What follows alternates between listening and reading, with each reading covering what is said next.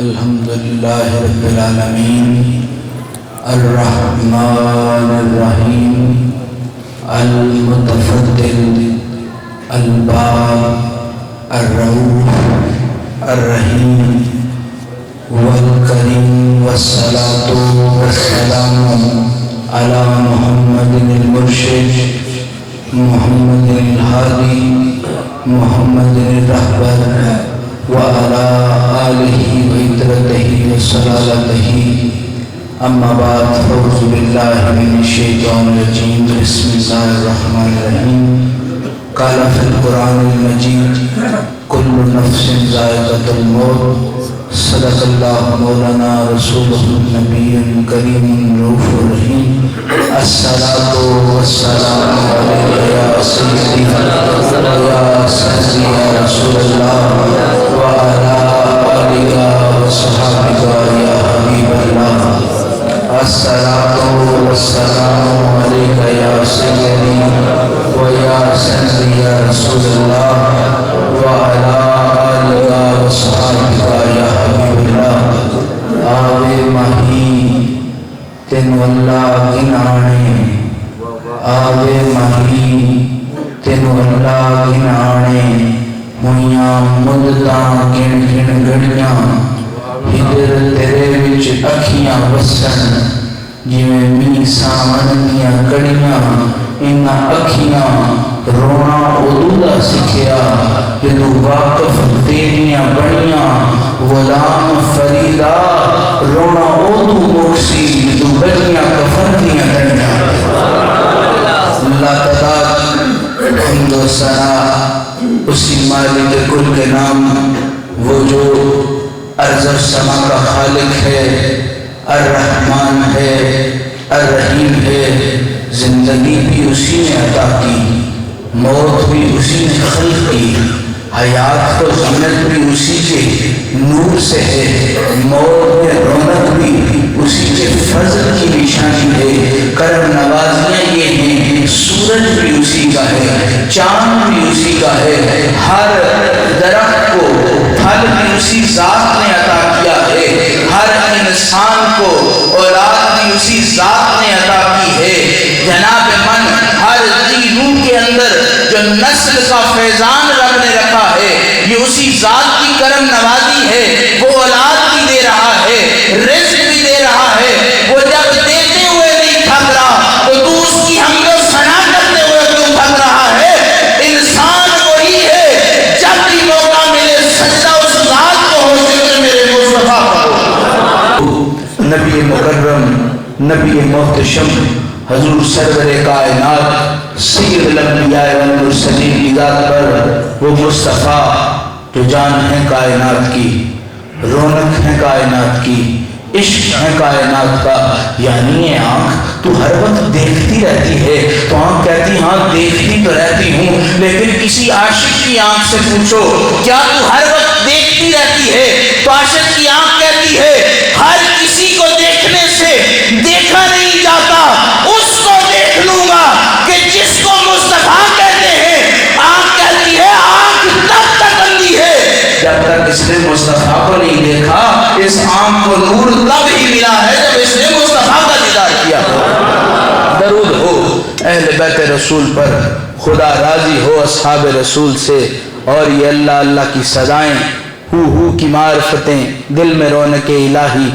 برصغیر و پاک و ہند میں موجود ہیں تو یہ اولیاء امت ہی کی مرہون منت ہے خدا ان کی قبروں پر کروڑوں رحمت نازل فرمائے آج کا یہ کٹ حافظ قاسم کی ہمشیرہ کے احسال ثواب کے لیے ہے جناب من دھی بیٹی بہن کسی کی نہیں ہوتی وہ شاعر کہتا ہے تیری میری کی ہندی ہے تیتے چلے آتی ہندی ہے جناب من یہ غم صرف اس خاندان کا نہیں ہے بلکہ یہ ہر سوچ رکھنے والے کا غم ہے ہر عقل رکھنے والے کا غم ہے ہر شعور رکھنے والے کا غم ہے کہ جناب من جب کلیاں کھلنے کا وقت ہو موسم بہار کا ہو اور تمہیں خزاں نظر آئے تو بندہ کہتا ہے موسم تو بہار کا تھا لیکن یہ اجڑنے والا سما کیسا ہے تو بندہ کہتا ہے جب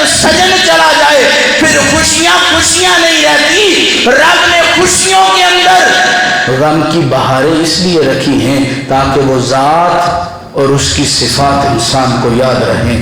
غم بھی اسی کے صدقے ہیں جناب من، خوف اور درد بھی اسی کے صدقے ہیں. میرے شاہ حضور نے فرمایا جو گھر سے بھوکا چلے وہ کسی کو رجا نہیں سکتا، اور جو گھر سے راج کے چلے، پیٹ بھر کے چلے، وہ دنیا میں نہ خود بھوکا رہتا ہے نہ کسی کو رہنے دیتا ہے. جب سے مصطفیٰ سے پکی لگ گئی ہیں، نہ اپنے رزق کی فکر ہے نہ اپنے اولاد کی رزق کی فکر ہے. ارے فکر اس کو ہو جس کا محمد جیسا سائنہ موجود ہو. جناب من، احسال ثواب کی محفل ہے. حضرت نے آگے کلام کر رہے تھے تو کہہ رہے کل نفس ذائقۃ الموت پر، کہ موت ایک ذائقہ ہے. تو میں اسی ذائقے کو ذرا کھنگالنا چاہتا ہوں کہ وہ ذائقہ کیا ہے. میں آپ سے عرض کرنا چاہتا ہوں نمک زبان پر رکھیں تو زبان نمکین ہو جاتی ہے. نمک بھی ایک ذائقہ ہے، نمکین بھی ایک ذائقہ ہے. چینی یا کوئی بھی میٹھی چیز زبان پر رکھیں تو جناب من جسم مٹھاس سے بھر جاتا ہے. مٹھاس بھی ایک ذائقہ ہے، میٹھا ہونا بھی ایک ذائقہ ہے. کوئی کھٹی چیز، ترش چیز اگر زبان پر رکھیں تو ذائقہ کھٹا ہو جاتا ہے، بندے کو پتہ چل جاتا ہے یہ کھٹاس والی چیز ہے. اب کھٹاس بھی ایک ذائقہ ہے. کڑوی کوئی چیز زبان پر رکھی جائے تو جناب من انسان کا دل و دماغ بھی کڑوا ہو جاتا ہے. کیونکہ جب زبان پر کڑواہٹ آئی ہو بندے کو اس وقت ہوش نہیں ہوتی کہ میں مجلس میں بیٹھا ہوں، میں محفل میں بیٹھا ہوں، میں دفتر میں بیٹھا ہوں. اس کو اپنی ذات کی فکر لگ جاتی ہے. وہ کہتے ہیں یہ کڑواہٹ جب تک زبان سے جائے گی نہیں. کسی نے تمہ کھایا ہے؟ تمہ کھاؤ تو زبان تک اثر رہتا ہے. ہاتھ میں بھی پکڑ لیں تنبے کی یہ تاثیر ہوتی ہے. جتنی دیر ہاتھ میں رکھیں وہ آپ کی زبان کو کڑوا کرنا شروع کر دیتا ہے. اب کڑوا ہونا بھی ایک ذائقہ ہے. یا اللہ، میٹھا بھی ایک ذائقہ، نمکین بھی ایک ذائقہ، کڑوا بھی ایک ذائقہ. یہ موت کون سا ذائقہ ہے؟ تو جناب من عاشق یہ کہتا ہے، محدث فرماتے ہیں موت اس ذائقے کا نام ہے جس ذائقے کے اندر فرشتہ اشارہ کر کے پوچھتا ہے ماں کنت تقل فی حق حاضر رجل، تو اس سونی صورت والے کے بارے میں کیا جانتا ہے؟ اور موت کے بارے میں میرے علی لکھتے ہیں موت اس ذائقے کو آتے ہیں اس صورت رو میں جانا تھا، جانا تھا کہ جانے جہانا تھا، سچ آتھا کہ رب دی میں شانا تھا. جس شان تو شانہ سب بڑھیاں. اور جناب من جب میٹھا کھایا جائے تو روح بھی میٹھی ہو جاتی ہے، نمکین کھایا جائے تو روح بھی تازہ ہو جایا کرتی ہے. جب دیدار کا مزہ لگ جائے تو میرے لیے کہتے ہیں دل میں سے لہجے میں کہنا سبحان اللہ ما اجمل کا ما احسن کا ما اکمل کا. کتنے میرے علی، کتنے تیری ثنا گستاخیاں کتنے جا رہیاں. جناب من ہر کسی چیز کا کوئی ذائقہ ہے. موت کا ذائقہ سجن کا دیدار ہے. موت کا ذائقہ واللیل کی زلفوں کو تک لینا ہے. موت کا ذائقہ ماضا کے نینوں کا دیدار ہے. موت کا ذائقہ جناب من علم نشرہ کے سینے کا دیدار ہے. اور اس سے بڑے وقت کیا کلی تیری ہو میرا مصطفیٰ کا ہو. وہ اجڑے ہو کا کوئی سجن نہیں بنتا، پر جب سے محمد کا کلمہ پڑا ہے پتہ یہ چل گیا ہے اجڑوں کو بسایا میرے مصطفیٰ نے، گندوں پر کرم کیا میرے مصطفیٰ نے، کوڑوں پر مہربانی کی میرے مصطفیٰ نے. ارے جناب من قاضی ثناء اللہ پانی پتی لکھتے ہیں ذات مصطفیٰ نہیں، اسم مصطفیٰ کا نور اگر کائنات میں پورے کا پورا روشن ہو جائے. آپ فرماتے ہیں مردے قبر سے اٹھ بیٹھے کوڑے سونے ہو جائیں اور جناب من دنیا میں کوئی وبا باقی نہ رہے. ہم اس نبی کے ماننے والے نہیں کہ جس کے بارے میں تم اور گما کرتے ہو. ہمارے خدا نے کہا ہے وما ارسلناک شاہدا مبشرا ونذیرا، میں تمہاری طرف وہ نبی بھیج کے رہا ہوں جو شاعر بھی ہے، مبشر بھی ہے، نذیر بھی ہے. جناب من تم سے پوچھتا ہوں اس علاقے میں پریوں کا بڑا رواج ہے. اب پریوں میں وہی بندے کی گواہی چلتی ہے جو شاہد ہو، دیکھ رہا ہو. شاہد وہ ہوتا ہے جو حاضر بھی ہو ناظر بھی ہو، جب کسی کو تکلیف دینے لگو تو یہ نہ سمجھو کہ میں فلاں چٹھے کو دے رہا ہوں، فلاں چینے کو دے رہا ہوں، فلاں شخص کو، فلاں ذات کو دے رہا ہوں۔ یاد یہ رکھو تکلیف جس کو دے رہے ہو اس نے کلمہ محمد کا پڑھا ہے۔ یہ نہ ہو کہ محمد تم سے منہ پھیر لے، نہ تمہارے رزق کے پلے کچھ لے، نہ تمہارے اعمال کے پلے کچھ لے۔ جناب من کل نفس ذائقۃ الموت، ہر ذی روح نے موت کا ذائقہ چکھنا ہے۔ تو اس بیٹی کے بارے میں کیا کہوں جس نے موت کا ذائقہ اس شب چکھا جس شب میرے علی کے گھر زینب تشریف فرما ہو رہی تھی۔ جناب من عزتوں والوں کے لیے عزت بڑی نشانی ہے۔ کسی سے پوچھو بھائی عزت کیا ہے تو وہ کہتا ہے کہ میرا گھر مسجد کے گھر کے ساتھ ہے۔ دنیا دار سے پوچھو گے تو وہ کہے گا میرا گھر میانے ڈیرے کے ساتھ ہے، میں میانے ڈیرے کے ساتھ نسبت ہے، فلانے گھر کے ساتھ میری نسبت ہے، میرا پیر لجپال سیال ہے، میں چشت کے شہنشاہ کا نوکر ہوں، میں عبد القادر کے در کی گدائی کرتا ہوں، بہاؤالدین نقش بند کسی کے دل کا سیرا ہو سکتا ہے، ارے جنید بغدادی کسی کے دل کو معرفت دے سکتا ہے۔ یہ تو اپنا اپنا ذوق ہے، کسی کے دل کا راجہ بابا فرید، کوئی میرے علی کا دوانا، کوئی باہو سلطان کے رنگ میں رنگا ہوا، کوئی داتا علی حجویری کی غلامی کرتا رہا۔ یہ اپنا سنگ ہے، کوئی زندگی جس کے سنگ سے گزارو۔ کوئی سیالوی کہتا ہے، کوئی قادری کہتا ہے، کوئی نقش بندی کہتا ہے، کوئی حسینی کہتا ہے، ارے کسی کے سنگ سے زندگی گزارو تو زندگی نسبت والی ہو جاتی ہے۔ اگر موت کسی کے سنگ میں آ جائے تو موت بھی نسبت والی ہو جاتی ہے۔ مجھے یقین ہے فرشتے نے کہا ہوگا تو اس دن آئی ہے میرے پاس جس دن رب نے علی کو زینب عطا کی تھی، وہ اس سے بڑی اور کیا ہوگی؟ زہرا کی کنیز کو زینب کا دل مل گیا۔ جناب من بخشش کی نجات کے لیے منہ کعبے کی طرف ہو جائے نا تو بندے کہتے ہیں بندہ بخشا ہوا ہے، اس کا منہ کعبے کی طرف کرنے کی ضرورت نہیں پڑی، خود بخود کعبے کی طرف ہو گیا ہے۔ تو جس کا منہ کعبے کی طرف ہو جائے لوگ اس کو بخشا بخشایا سمجھتے ہیں، جس کے دل میں پورے کے پورے محمد آ جائے۔ جناب من میرے مصطفیٰ کریم نے ایک جگہ سے گزر رہے تھے تو آپ نے دیکھا کہ ایک قبر میں عذاب آ رہا ہے، تو مصطفیٰ نے ایک ٹہنی اتاری اور ٹہنی اتار کر اس قبر پہ پوست کر دی۔ تو سرکار نے فرمایا ایسا کرنے سے اس کی قبر کا عذاب جاتا رہے گا۔ اب میں آپ سے کہتا ہوں سرکار جب نگاہ والے تھے چاند کو اشارہ کریں تو چاند دو ٹکڑے کر دیں، ارے وہ نگاہ کرتے تو قبر کا عذاب ویسے ہی ختم ہو جانا تھا، یہ لگانے کی ضرورت کیا تھی؟ تو علماء حدیث کہتے ہیں اس کی وجہ یہ تھی کہ اگر قبروں میں سبزہ ہوگا، کیونکہ سبزہ اللہ کا ذکر کرتا ہے، اللہ کہتا ہے کہ یہ چرند پرند، یہ ہوائیں فضائیں اور یہ درخت میری ذات کا ذکر کرتی ہیں اور سرکار دو عالم صلی اللہ علیہ وآلہ وسلم پر درود پڑھتی ہیں۔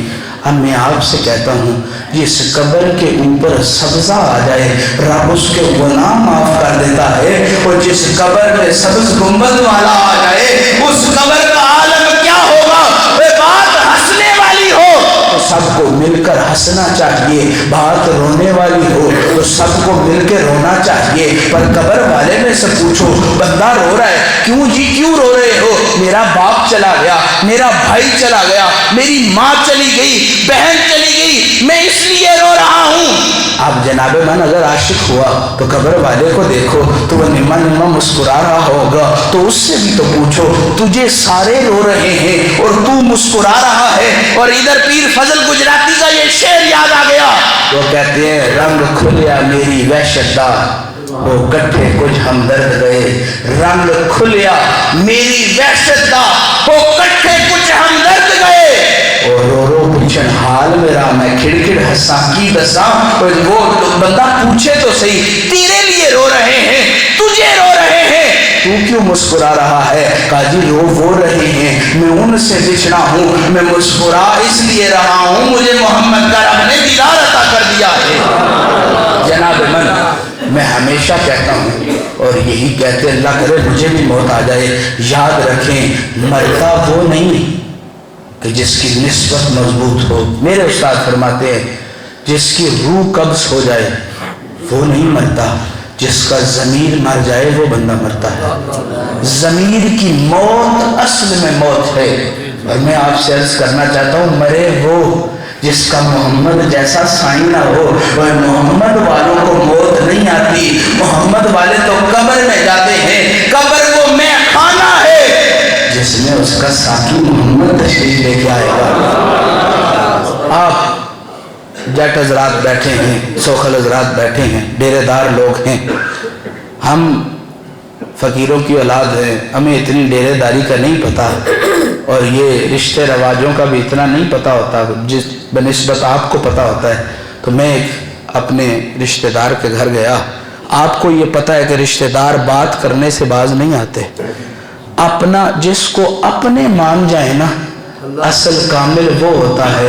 باہر سے لاکھ مانتے رہیں لیکن بندہ کامل نہیں ہوتا، جب اپنے مان جائیں تو کامل بندہ وہی ہوتا ہے۔ میرا محمد وہ ہے جس کو اپنوں نے ایسے مانا جیسے غیروں نے نہیں مانا۔ ارے علی کو دیکھو تو صحیح، علی کا ماننا دیکھو تو صحیح، جعفر طیار کو دیکھو، عبداللہ ابن عباس کو دیکھو، جناب من اپنے مان جائیں۔ اصل ماننا یہ ہوتا ہے، غیر تو پھر بھی مان لیتے ہیں، میرا محمد وہ بادشاہ ہے جس کو اپنوں نے بھی مانا پرایوں نے بھی مانا۔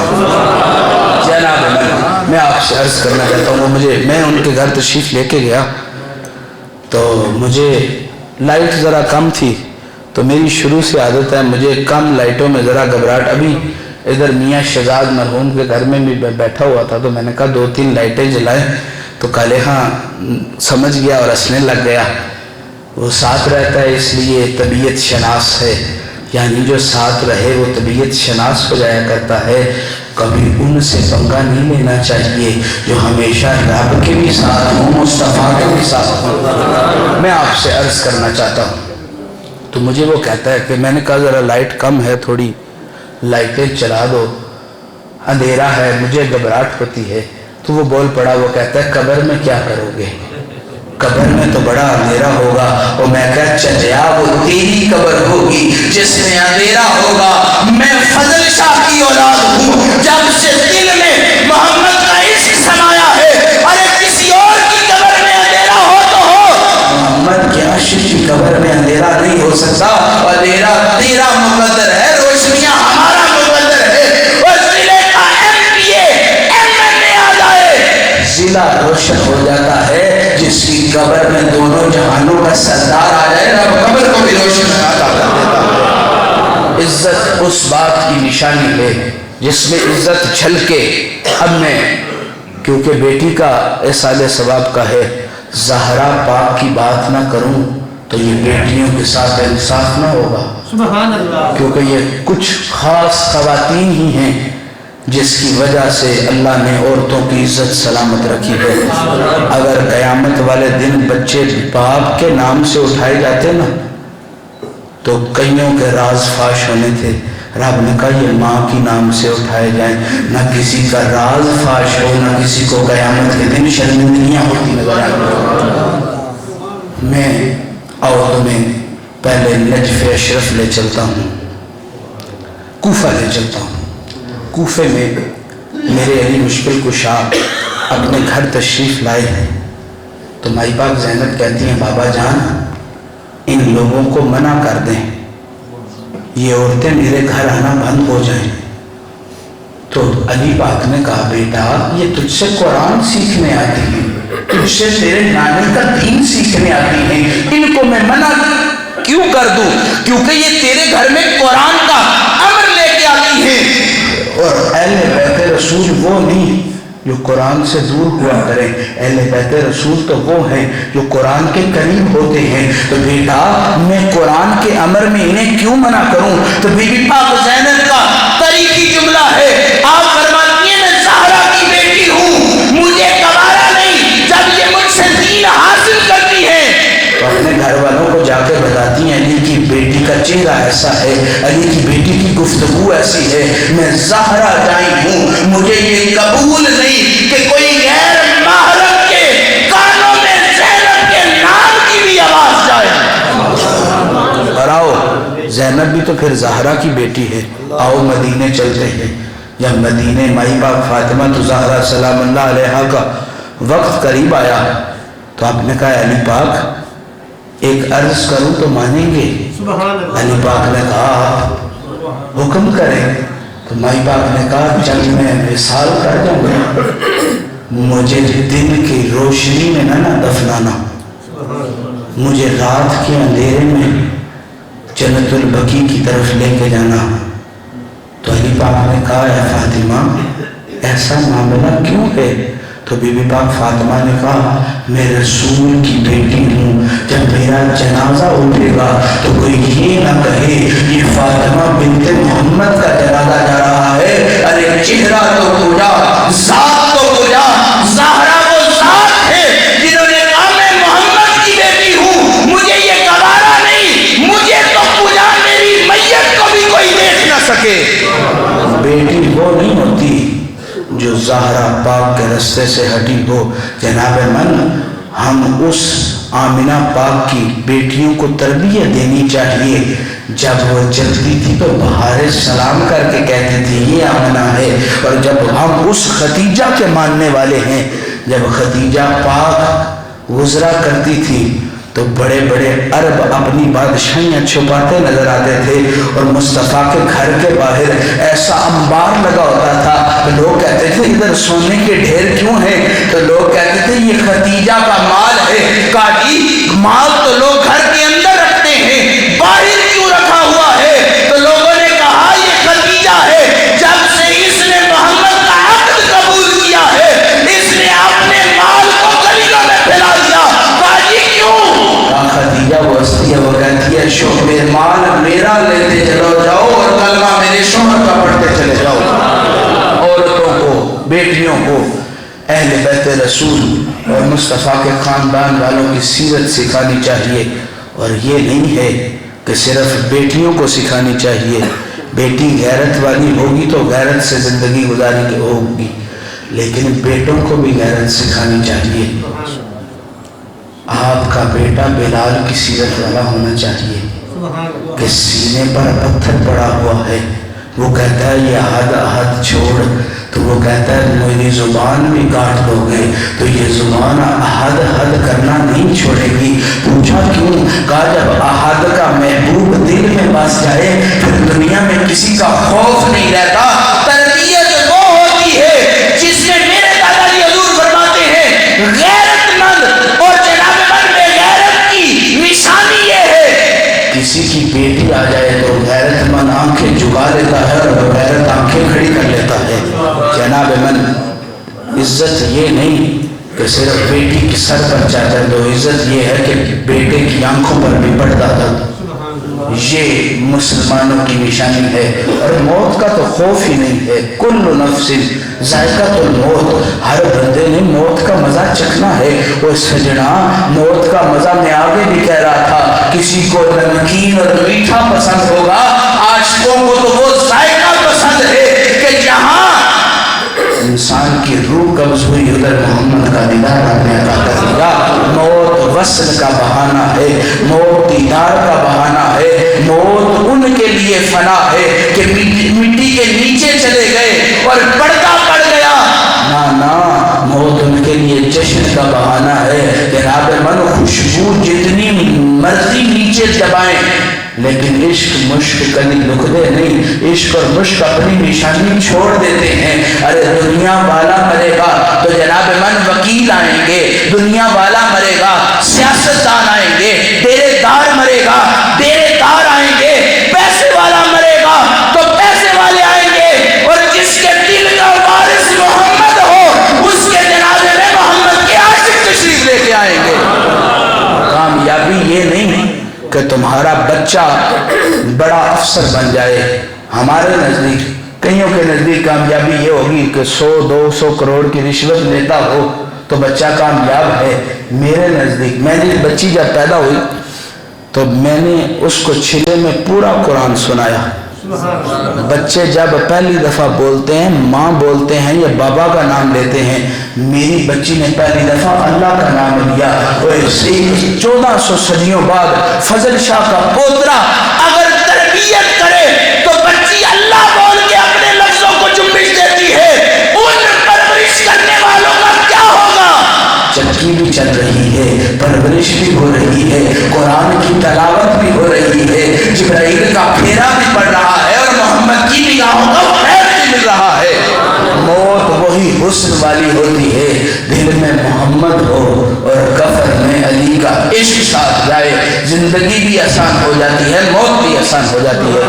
کہ محمد سے وفا تمہیں تو ہم دینے ہیں، یہ جہاں چیز ہے کیا لوہ کرم تیرے، واخر دعوانا الحمدللہ۔ ختم شریف پڑھ۔